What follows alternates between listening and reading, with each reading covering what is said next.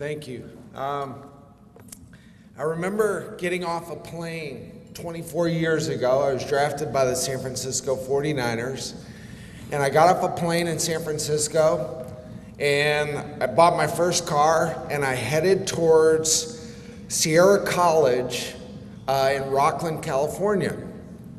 And sure enough, just outside of Sacramento, I get lost. And I'm running late.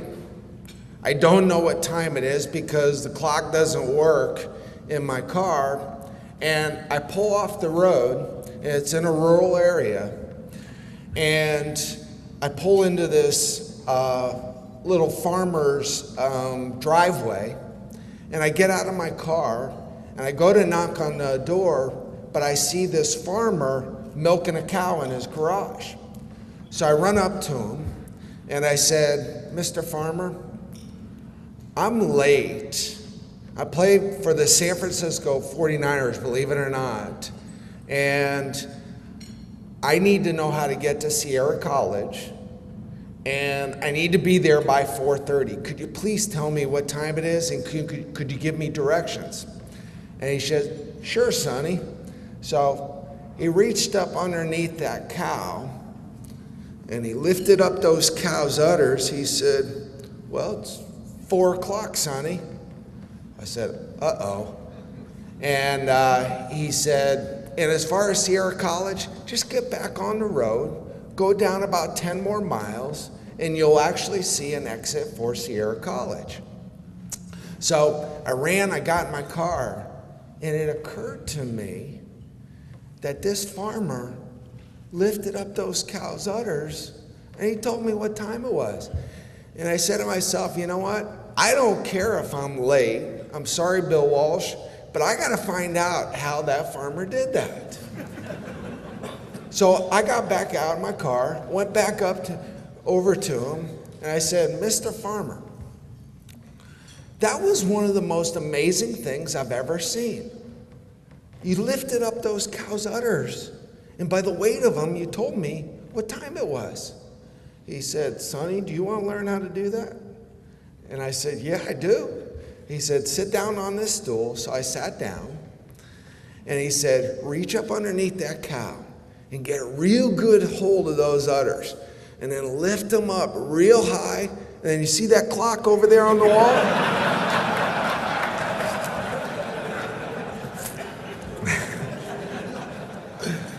Well, I'd like to thank the Touchdown Club for inviting me here today. It's wonderful to see all the wonderful things you're doing for football around this community. I'd like to share with you my stories of growing up in a small town in Connecticut, how I decided to be an athlete, how it all began, the passion, the drive, the dedication, the blood, sweat, and tears, how I received a scholarship to Boston College, how I made it to the NFL, winning 4 Super Bowls, going to 2 Pro Bowls, playing for 16 straight years, never missing a game. And I hope all of you can walk away today having learned something about my talk and applying it to your own life, your business, and most importantly, your own personal journey. My life began with very, very humble beginnings. Growing up, I sat around a kitchen table night after night, hearing my mom and dad talk about the struggles of finances and how they were going to make ends meet, and how they would put, my brothers and sisters through college. Would they take out a second mortgage? Night after night, I would hear these talks.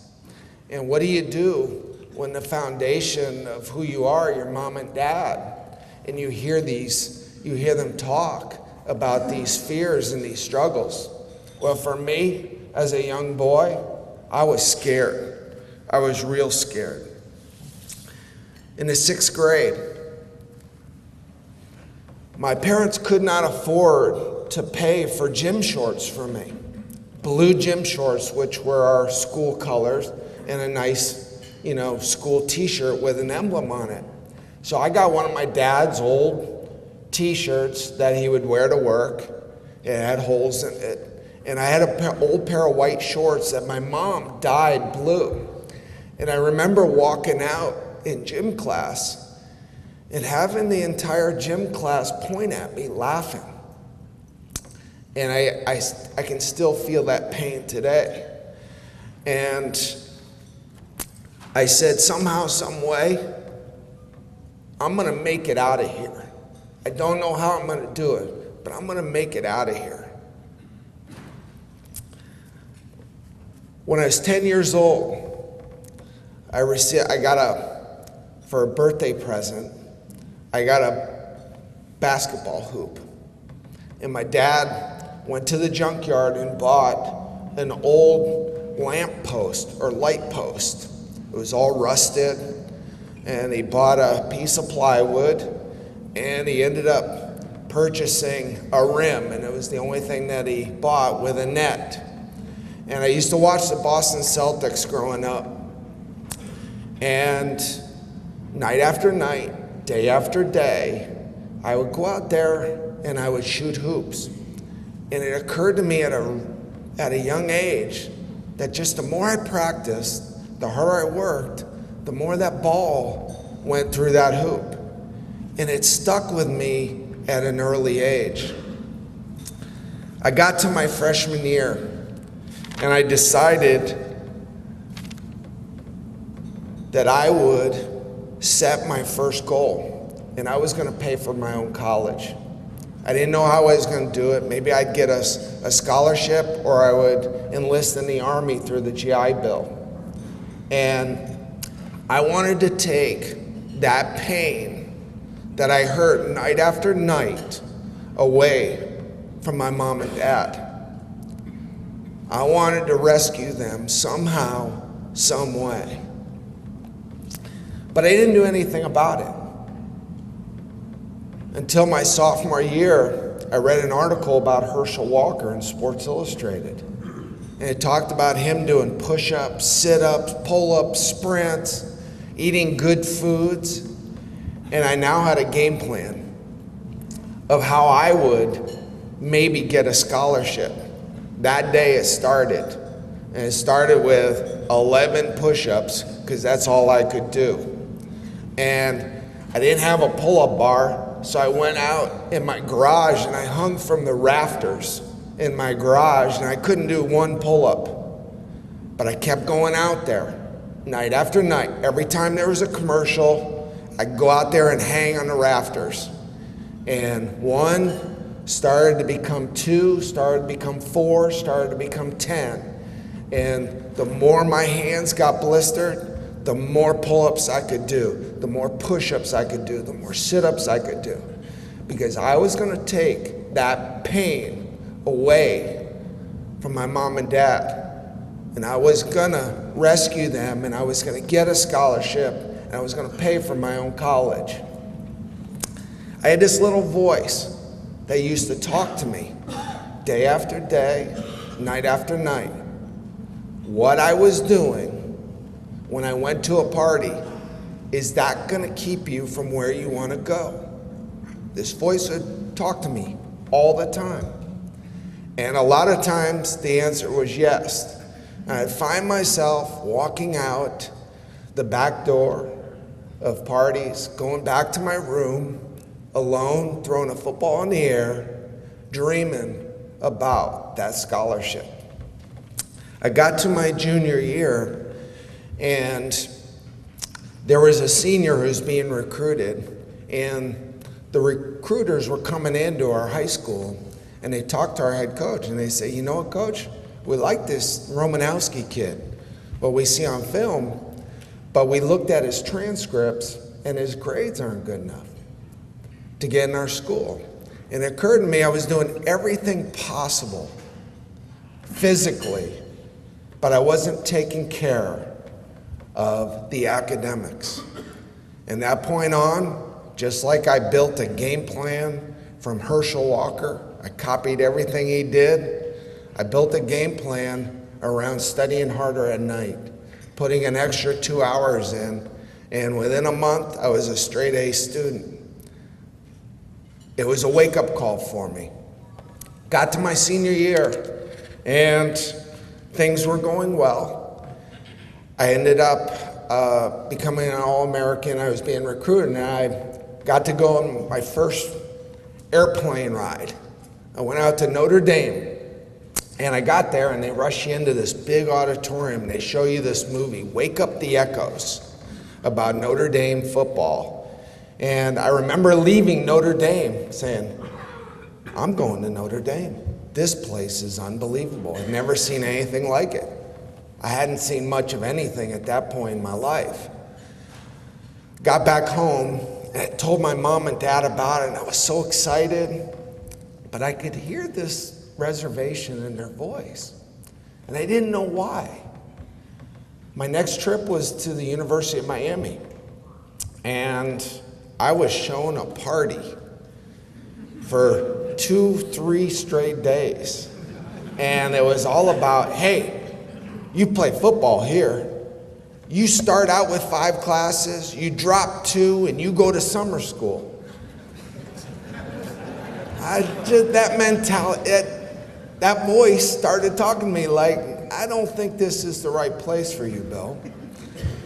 And I left there, and I went up to this small school in Boston, outside of Boston, Chestnut Hill, and there's this little guy who kind of greeted me. His name was Doug Flutie. Didn't know a lot about him, but this guy, the more you heard around campus, the more you watched film, and the more I got around that environment, this guy turned, this little 5'9" guy that nobody believed in, turned a program around and put it on the map.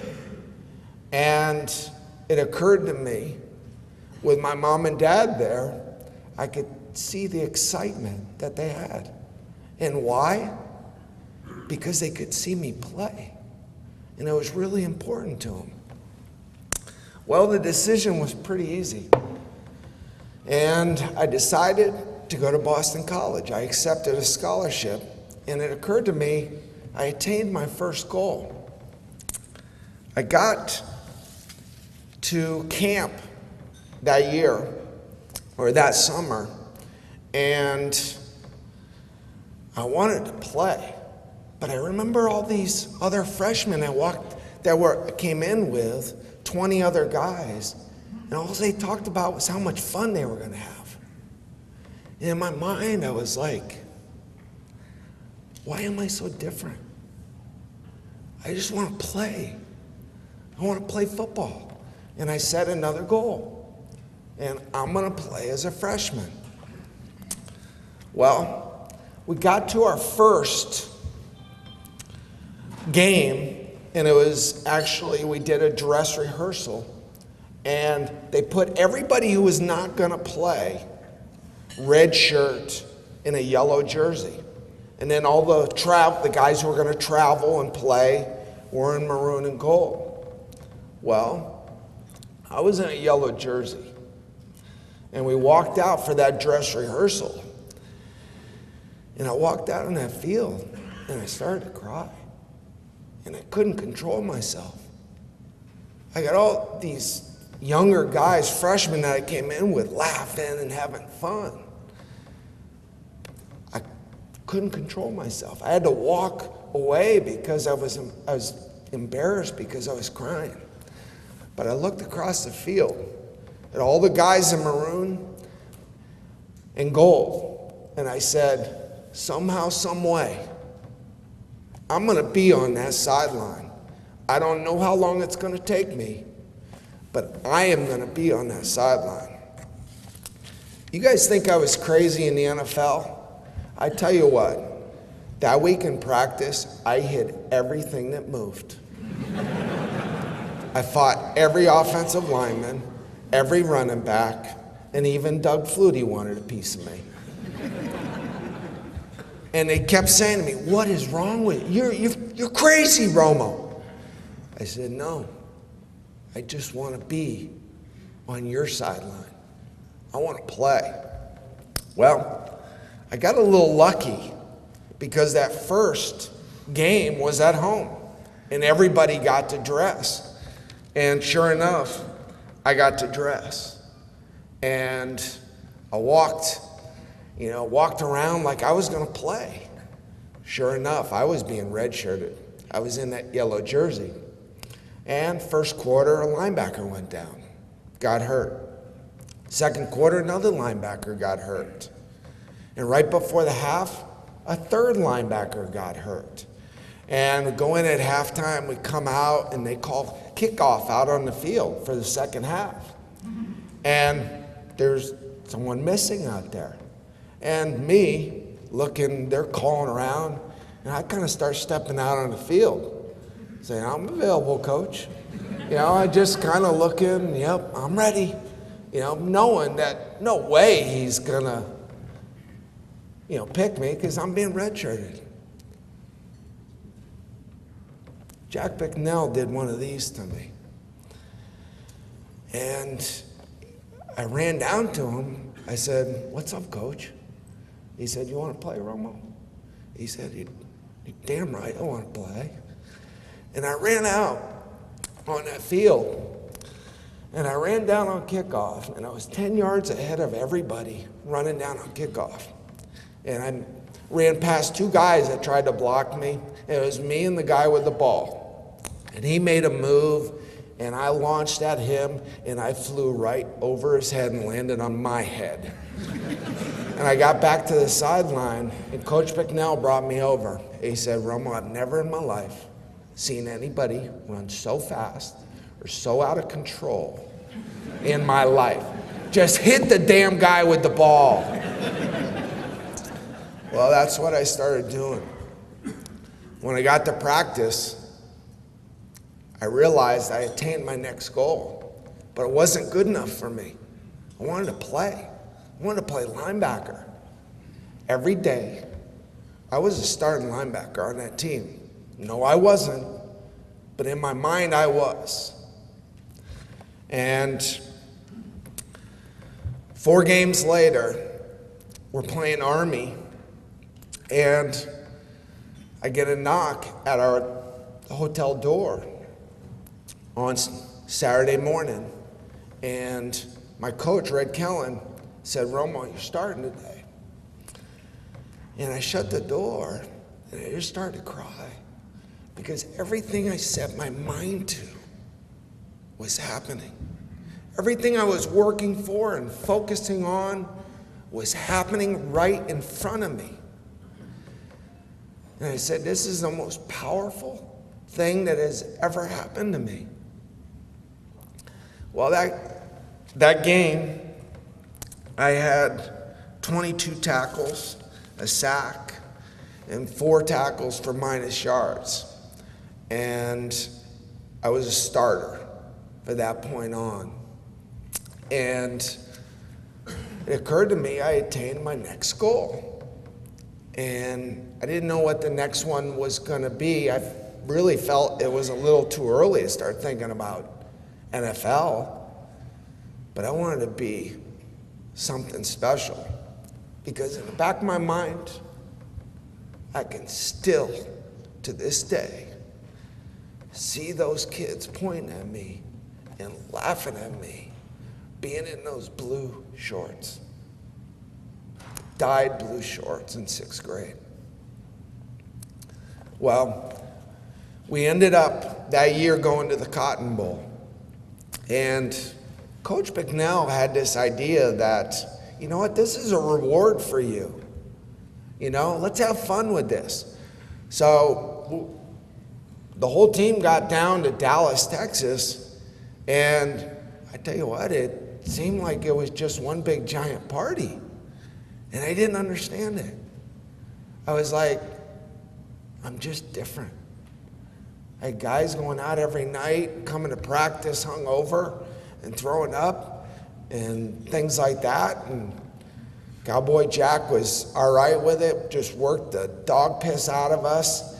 And I just remember being in my room every night, saying, I want to be the MVP of this game. It's all I could think about. It's all I wanted. Every waking moment, every day out at practice, that's what I focused on. And we got to the game, and sure enough, that's what happened. I was MVP of the Cotton Bowl. And it was clear to me that I wanted the next goal to be something big, and I wanted to play in the NFL. And the only way I could do it was to get my grades, because if I didn't get grades, I didn't play. So I lived in the library, I lived in the weight room, and I was out on the practice field for 4 years. And good things happened to me. I was an All-American. I got invited to the Combine. And when I went to the Combine, they test everything, guys. Everything. There's guys here who've been there, they can attest. They measure everything, they poke, they prod, 40-yard dash, round cones, you name it, bench press, they do it. They analyze you, they test you, you name it. I wasn't the strongest, I wasn't the fastest, I wasn't a physical specimen, but I remember lining up to run a 40-yard dash. And I looked up in the stands. I saw Bill Parcells, Bill Walsh, Tom Landry. I see all these legendary coaches that I watched for years, and I said, you know what? You have a test for everything here. But you know what you don't have? You don't have a test for this right here. And I promise you, I'm going to outwork, I'm going to outperform and outlast every linebacker on this field. And there were the likes of Chris Spielman, Ken Norton Jr., Marcus Cotton, guys that were far more talented than me, trust me. But the hard work, the dedication, the drive, the focus, I just believed would work out in the end. Well, I was drafted by the San Francisco 49ers. And I remember coming into a big room in San Francisco, training camp, and Bill Walsh, first thing he said to the team, and I look over to my right and I see Joe Montana. Over my left is Ronnie Lott, Jerry Rice, Roger Craig. I mean, one just great player after another. And I'm just like amazed that I'm in this room with these legends. But Bill Walsh said this: we have one goal and one goal only, and that is to win a world's championship, and nothing less is acceptable to this organization. He said, look around you. You're going to see some of the best football players that have ever played this game. Well, guess what? We're going to go to work. This is training camp, and that's what we did. Well, I knew this, and nobody was looking at me. I was a third-round draft pick trying to make this football team. And every day, Jerry Rice caught a pass in practice, he took it to the end zone. He scored 25 touchdowns a day. Roger Craig, same thing. Every handoff, he took it to the end zone. I knew they weren't looking at me, but I knew they were watching them.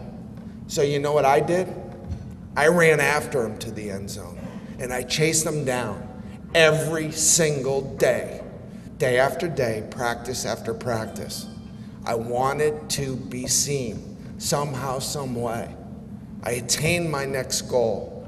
I wanted to make this team, and I wanted to play. We played our first preseason game. It was against the Oakland Raiders down in the Coliseum. There happens to be a guy here, Ethan Horton, that I played against in that football game that actually had a big impact on my career. And I'll tell you what happened. We battled the second half. He was converted as a running back to a tight end. Al Davis wanted to make him a tight end. I was an inside linebacker that was converted to an outside linebacker, and I didn't know how to play outside linebacker, but we just battled the whole second half. And there was a play, and I'm sure I pushed him many times, but he pushed me in the back. And I just I don't know what it was, whether there were many guys around, but I got up and went back to the huddle. And the next day in the film room, you literally could see it happen. And Ronnie Lott, George Seifert, was our defensive coordinator at the time. Ronnie Lott got up in front of the defense and he turned on the lights. And with those eyes, he looked at me and he said, "Romo, if I ever see anybody push you in the back again and you don't do something about it, I will personally kick your ass." That was my introduction to the NFL, to the San Francisco 49ers, and he went on to say, this is a game of respect. And if you're gonna let somebody do that to you and you don't do something about it, they will punk you right out of this league. Every single play you're on that field, you are on film. Well, I often wonder if Ronnie would pay some of the fines I've had over the years, because I never let anybody do that to me again. So Ethan, you had a big impact in my career, because that's where it started. I just started chasing these guys to the end zone day after day. Like I said, I wanted to play. I wanted to start.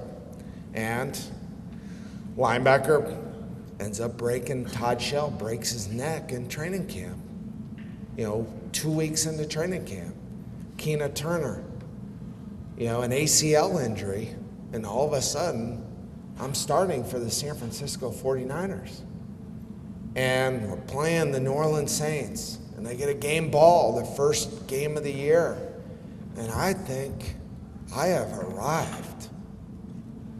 We're playing our third game against the Atlanta Falcons, and this young linebacker who thinks he arrived, playing outside linebacker, you realize in the NFL you have one job to do, and that is your job.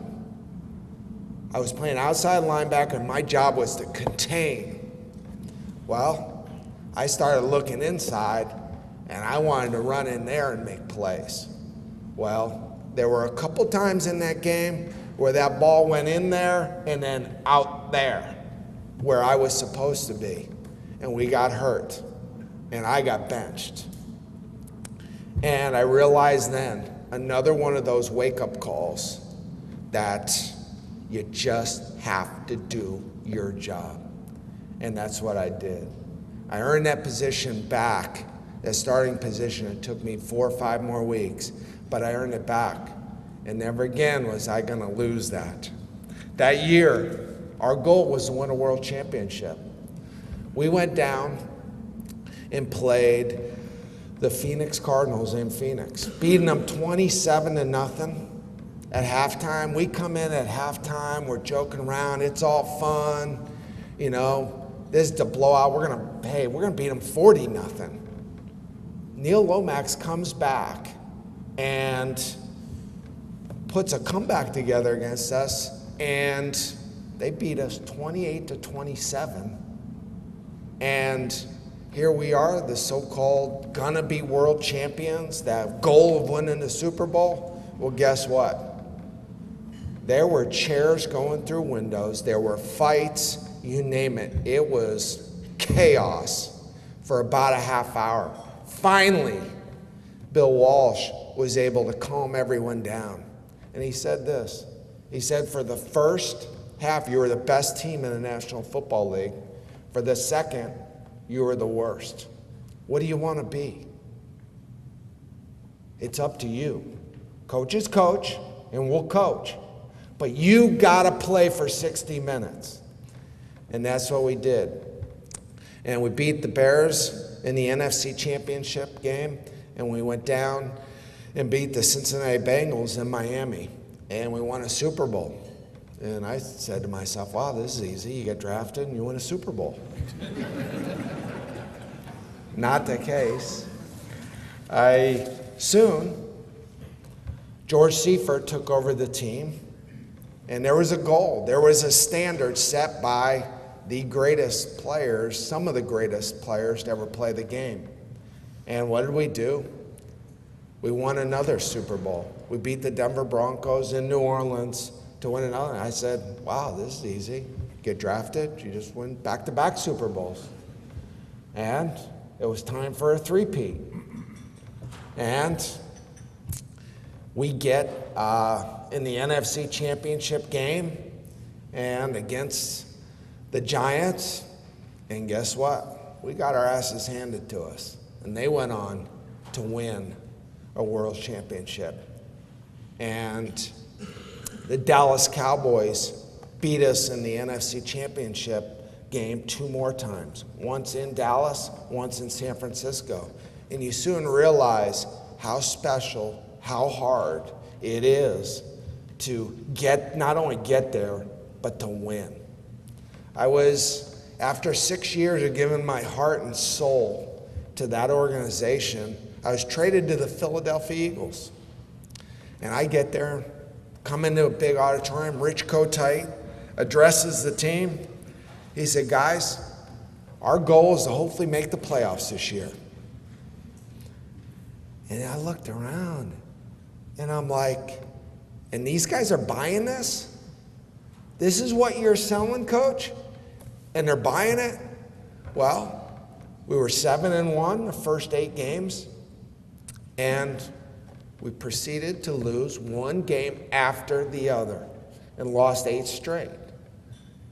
And it occurred to me, we had great football players, but there wasn't a standard. There wasn't a goal set to be the best. And we didn't make the playoffs. Ray Rhodes takes over the team the next year, pretty much the same team. And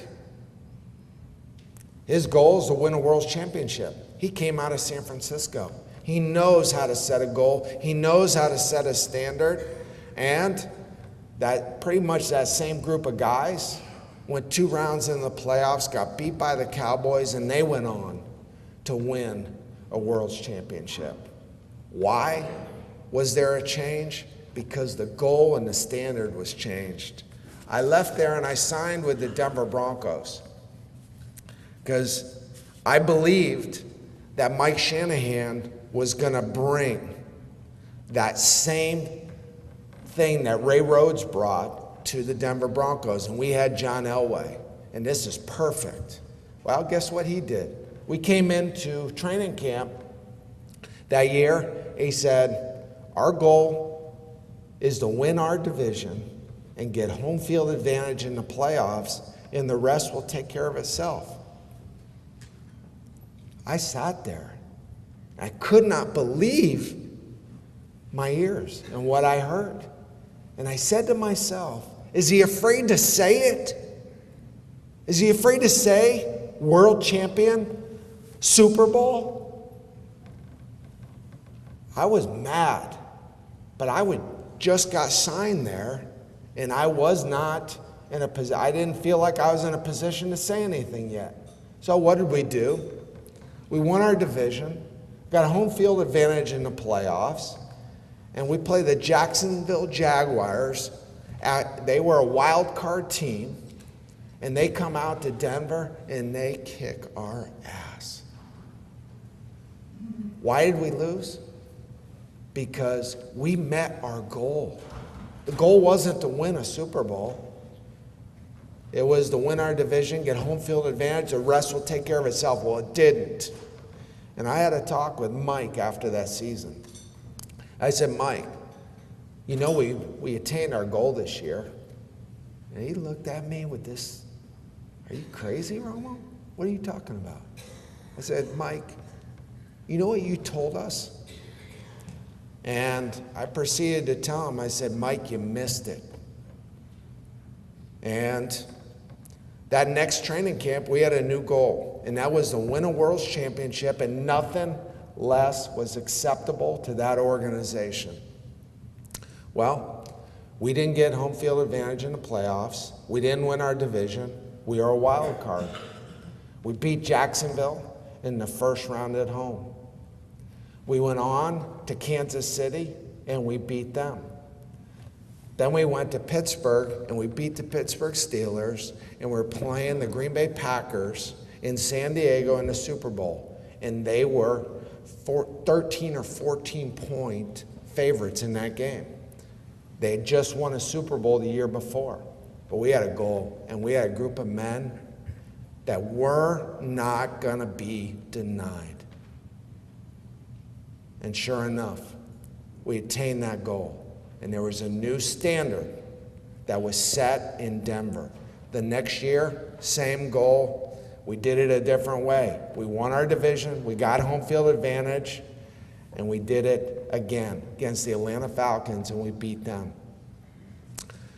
After giving my heart and soul to that organization for 6 years, I get called into the principal's office, and Mike Shanahan says, "Romo, you've been one heck of a player here for a lot of years. You led the team in sacks last year. You led them in interceptions and tackles. But you know what? I really believe this Ian Gold is going to be something special. And I want you to be a happy backup." Guys, I've never been a happy backup. Never been a backup other than a few games here and there. And there was no way at that point in my career I was going to be a happy backup. So I walked out of his office and I made 2 calls, one to my agent and one to the Oakland Raiders. And I talked to Mr. Davis's secretary. His name is Fudgy. I said, "Fudgy, this is Bill Romanowski, and you tell Mr. Davis I want to help him win a Super Bowl." And she hung up the phone, and I get a call back 5 minutes later, and it was Fudgy. And Fudgy said, "I got a message for you from Mr. Davis. He said he thinks you'd look good in silver and black." Well, about 4 days later, Mr. Davis and I had a talk on the phone for about 2 hours, and it was the most fascinating talk about football I'd ever had in my life. And he talked about plays where a safety in San Francisco took a bad angle on a certain play 15 years prior.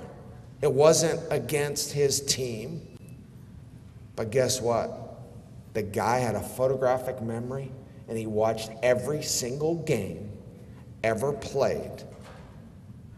And he could recite plays, and it just blew my mind. And I got there, and I knew I wanted to be an Oakland Raider. Well, there was someone who had my number, and Travian Smith, and I was not going to sign unless I was able to get my number. It was just a superstition I had, and I ended up paying a little bit of money for that number. And Travian, who was 53, had a tattoo on his arm, 53 with a big Raider, emblem. And that next week, that 3 turned into an 8, and we made it work. Well, the same story I told you just now, I told Bill Callahan about the difference between the 49ers, the Broncos, the Philadelphia Eagles. It's about a standard, it's about a goal, it's about being the best. I told him that. And we had one goal and one goal only, and that was to win a World's Championship. Well, that year we were 4-4. We went on Monday night and beat the Denver Broncos to go 5-4, and we went on a winning spree and went straight through the playoffs, and we were going to play the Tampa Bay Buccaneers down in San Diego in the Super Bowl. Well, guess what? I had about 10 teammates that thought the Super Bowl was about a party. They hadn't been there before, and it was about, we're going to have fun, and a lot of it. right up until the day before the game. And guess what, guys? Winning a Super Bowl is not easy. Leonard could tell you. He's won a couple of them. It takes every single guy on every single play to get that done. Well, we didn't deserve that win. We got beat by Tampa Bay. But I learned a lot. I walked across that field and I said, you guys deserve this one. And the next year, I ended up leaving the game after 20 concussions. And I was like, what am I going to do now?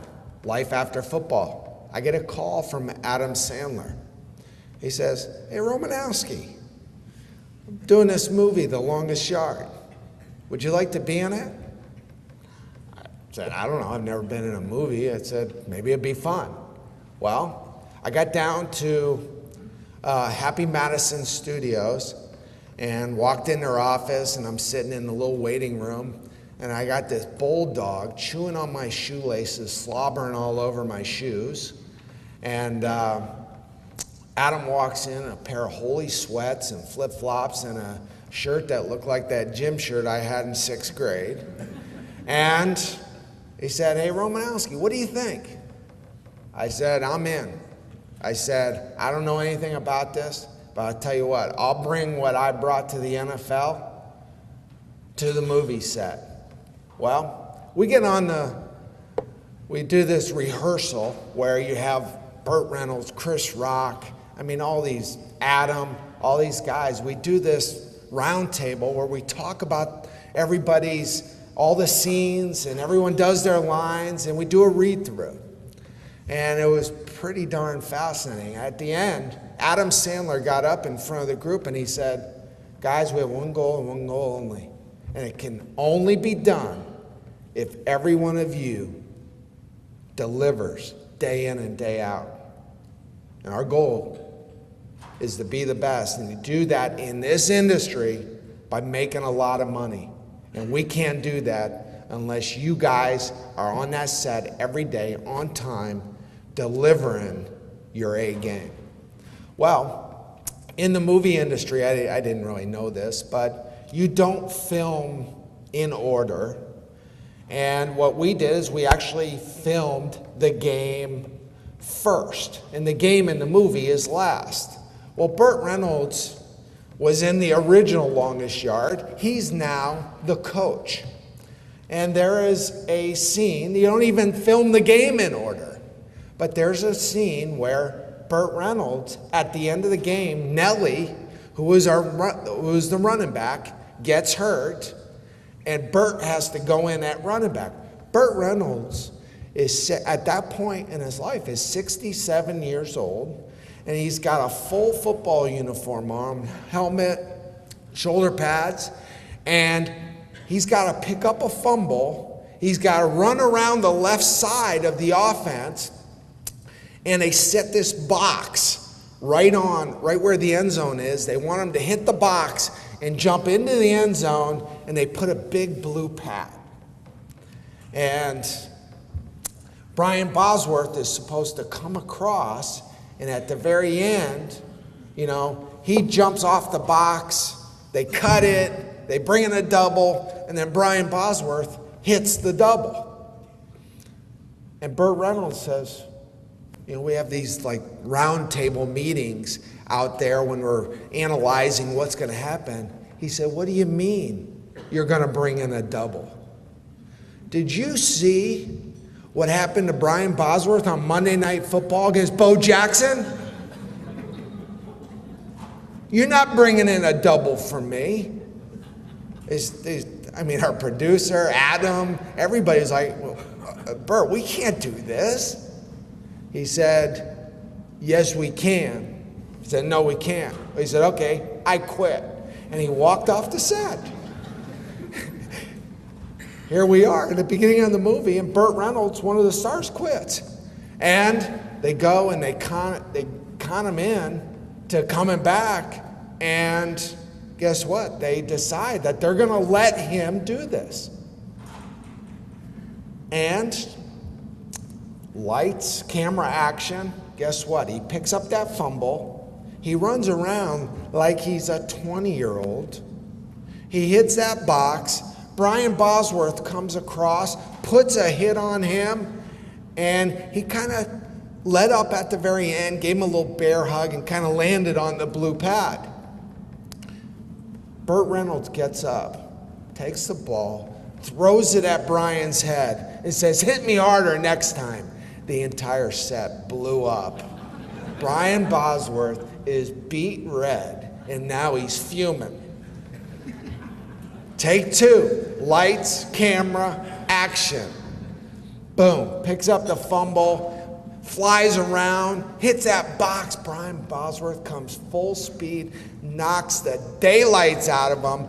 He does a 180, lands on the pad, pops right up, throws the ball at him again, says, "Harder next time." And they do it a third time.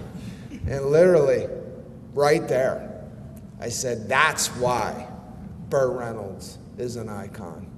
And that set the stage, set the tone for having a great movie. And that was my experience. And the movie went on to do really well. I ended up starting a nutrition company. And I wanted to give back what I'd learned from all these nutritionists and doctors and scientists over 16 years. So I did that.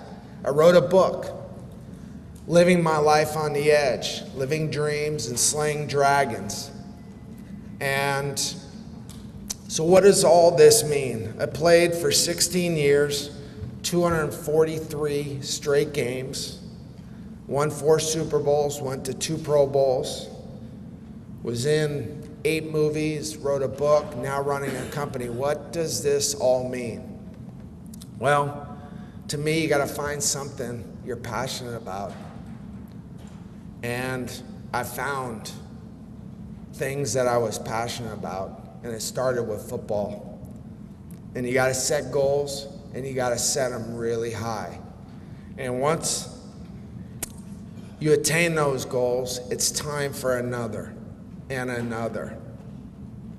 Build a game plan for reaching every one of those goals you want to meet. Have crystal clear vision on the end result, on what you want to accomplish.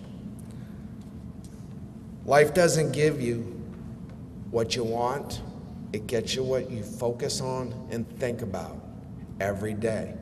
So be careful what you focus on and what you think about, because that's what's going to happen. Don't ever let anybody tell you you can't do something. I wouldn't be here if I did. And I think one of the most important things is whether you think you can or whether you think you can't, you're right. Thank you.